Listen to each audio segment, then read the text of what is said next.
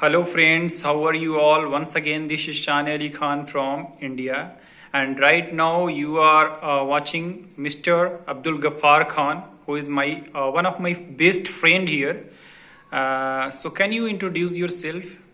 Yes, my name is Abdul Ghaffar Khan. I am from Gaya, Bihar, and I am second year medical student. I am doing BHMS from Gaya Homeopathic Medical College. और अभी just second year के student हैं और homeopathic से काफी पुराना लगाव है क्योंकि फादर भी डॉक्टर हैं और वो जस्ट टोबी में प्रैक्टिस करते हैं। अच्छे, अपने पापा के बारे में थोड़ा सा बताना चाहेंगे क्योंकि वो काफी पुराने डॉक्टर हैं और काफी दिनों से देख रहे हैं जैसा कि हम लोग जानते हैं, तो कुछ आप अपनी तरफ से बताना चाहेंगे सर? हाँ, जस्ट फादर इज बहुत पुराने डॉक्टर हैं और 45 इयर्स करीब प्रैक्टिस करते हुए उनको हुआ है और ज्यादा उनका जो मतलब कि उनका जो केस जो होता है वो ज्यादातर क्रॉनिक होते हैं, जो पुराने रोग होते हैं, जो हर जगह से थके हारे होते हैं वैसे ही केस होते हैं और एक्यूट भी देखते हैं बट क्रॉनिक पे ज्यादा फोकस होता है।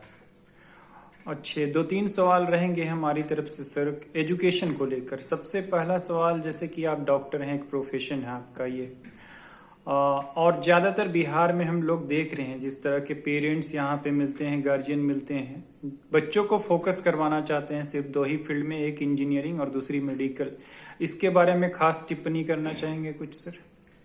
उन पेरेंट्स को बोलना चाहेंगे कि ऐसा नहीं है कि सिर्फ इंजीनियरिंग और मेडिकल ही मतलब के स्कोप है, और भी स्कोप है, अदर भी स्कोप है। आप किसी भी फील्ड में बच्चे का अगर इंटरेस्ट किसी भी फील्ड में है, बच्चे का स्कोप अगर बच्चे का इंटरेस्ट अगर ग्राफिक्स में है, वेब डिजाइनिंग में है, अगर किसी भी फील्ड में है, अगर वो किसी भी फील्ड में है, जस्ट उसको उस तरफ मतलब पुशअप करना चाहिए, उसको पुश करना चाहिए और उसको ज्यादा से ज्यादा एफर्ट उसमें देना चाहिए। और पेरेंट्स को भी चाहिए कि उसमें ही ज्यादा वर्क करें और उस पर बर्डन ना डालें। बर्डन इस तरह से ना डालें कि आपको सिर्फ यही फील्ड में ये स्कोप है, जस्ट आईएएस बनना चाह रहा है तो उसको शुरू से बचपन से ही ट्रेनिंग दी जाए, आईएएस की तरफ ये किया जाए, मोटिवेट किया जाए उसको। उस तरह के वीडियो क्लिप है, यूट्यूब पे आजकल बहुत अच्छा ऑप्शन है, गूगल है, मोबाइल में सारी चीजें अवेलेबल है, तो शुरू से ही अगर इस तरह से ट्रेन किया जाएगा तो आई थिंक बेटर रिजल्ट होगा और अच्छा होगा।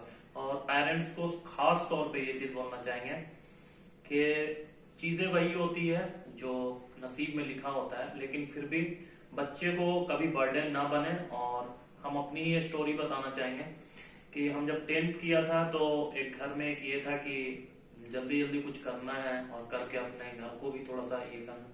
बट 10th के बाद चेन्नई डिप्लोमा में हुआ और डिप्लोमा मैकेनिकल इंजीनियरिंग से थे। 3 साल किया, करने के बाद इंटरेस्ट उसमें नहीं रहा, जस्ट जॉब एक आध जगह पे हो के भी मतलब कि कर नहीं पाए। मेडिकल में इंटरेस्ट शुरू से था क्योंकि बचपन से ही मेडिकल की चीजों को देखते आए थे, तो इंटरेस्ट इसमें था। तो एटलीस्ट 2014 में 12th हुआ, 2014 में 12th होने के बाद इधर ग्रेजुएशन होने के बाद फिर बाद में अभी 2019 में फिर से बीएचएमएस में एडमिशन लिया। अगर उस टाइम में ही लिए होते तो आज बीएचएमएस कंप्लीट हुआ होता, आज डॉक्टर हुआ करते। एक कॉमन क्वेश्चन है सर, सभी पेरेंट्स से मैं पूछता आया हूँ, बच्चे के मार्क्स पे ही ध्यान देते हैं पेरेंट्स, तो ये कितना सही है? सिर्फ मार्क्स से क्या होता है? नहीं, मार्क्स जो है वो जस्ट आज के डेट में मार्क्स का क्या बोला जाए, मार्क्स बस इतनी ही है कि मार्क्स बच्चा एग्जाम के टाइम में उसका क्या फोकस था, वो किस चीजों को किस तरह से मतलब के डिजाइन किया है या चीजों को किस तरह से लिखा। हो सकता है कि एक डल बच्चा है, उसकी राइटिंग अच्छी है या फिर उसको लिखने का अंदाज बेटर है, तो उस पर भी जस्ट नंबर आ जाते हैं। जैसे हम बिहार बोर्ड की बात करें तो बहुत सारी चीजें जो मतलब कि मेरे पास में भी लोग थे तो उनका जस्ट नंबर बहुत अच्छा है, मेरा थोड़ा डाउन था।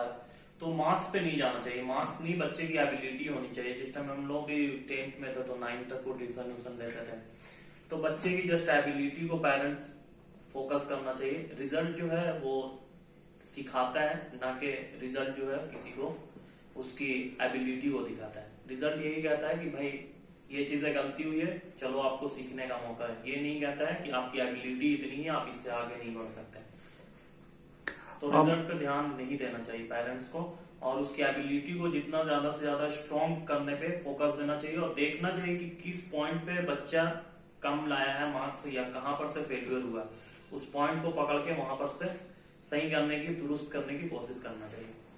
आप मेडिकल फील्ड से हैं सर।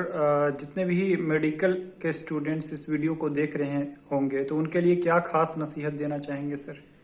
मेडिकल के स्टूडेंट को यही नसीहत देना चाहेंगे कि आप जस्ट बहुत बड़ी आप पे रिस्पॉन्सिबिलिटी है, आप जस्ट उसको ध्यान देकर अपने मिशन को पूरा कीजिए।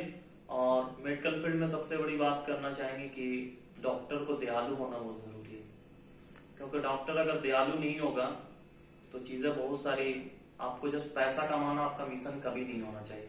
अब आज के डेट में इंडिया का जिस तरह से एजुकेशन सिस्टम है, एमबीबीएस की जिस तरह से अगर फीस देखा जाए तो 1 करोड़ रुपया करीब फीस चली जाती है।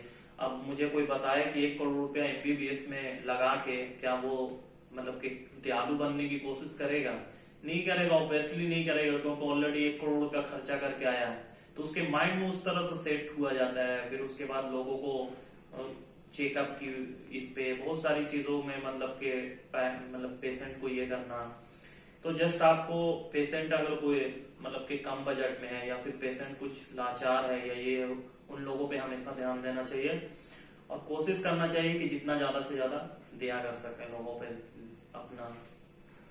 अंत में सर हमारे 21st century education of Bihar के लिए कुछ कहना चाहते हैं sir? 21st century of education Bihar के बारे में यही बोलना चाहेंगे। सबसे पहले थैंक्स बोलना चाहेंगे सानिया अली खान साहब को, जिन्होंने इंटरव्यू लिया।